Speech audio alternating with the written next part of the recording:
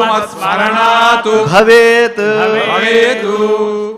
ముందుగా నేను శ్లోక పరిచయాన్ని చేస్తాను, తరువాత 3 సార్లు పారాయణం చేద్దాం.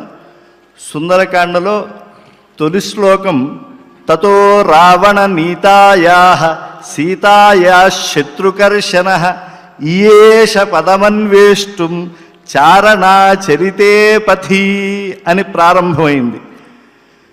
ఇక్కడ తతః అనేటువంటి శబ్దము పరమాత్మ పరంగాను వినియోగించబడింది.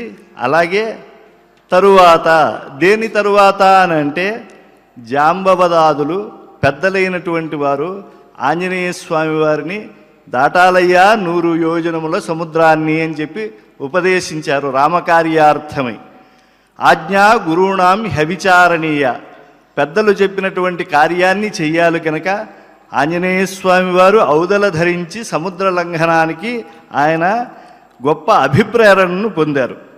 ఆయనను చెప్తూ ఉన్నారు, శత్రుకర్షణుడైనటువంటి హనుమ రావణుడు అపహరించినటువంటి సీతను వెదుకటానికి చారణులు మొదలైనటువంటి దేవతలు సంచరించే ఆకాశ మార్గంలో ప్రయాణం చెయ్యాలి అని చెప్పి నిశ్చయించుకున్నాడు. ఇక్కడ విశేషణాలను మనం బాగా పట్టుకోవాలి. ఇక్కడ ఆంజనేయ స్వామి వారికి శత్రుకర్షణ అన్నారు. శత్రువులను కృషింపజేసేటువంటి వారు. అప్పటికి ఆయన ఇంకా ఎవరిని శత్రువులను సంహరించడం ప్రారంభించలేదు. కానీ కామ, క్రోధ, లోభ, మోహ, మద, మాత్సర్యాదులు ఇవి మన కార్యాన్ని తొలగించి అవి కార్య పరిపూర్ణతను మనకు ప్రసాదించేవి కావు. కనుక వాటిని తొలగించుకోగలిగినటువంటి వాడు. పైగా ఆయన వెళ్ళేటువంటి క్షేత్రం రావణుని యొక్క లంక. రావయతి ఇది రావణ, ఏడిపించేటువంటి వాడు ఆయన. అక్కడ ఆయన సీతాయా పదం అన్వేష్టం. సీత అంటే నాగటి చాలు అని అర్థం.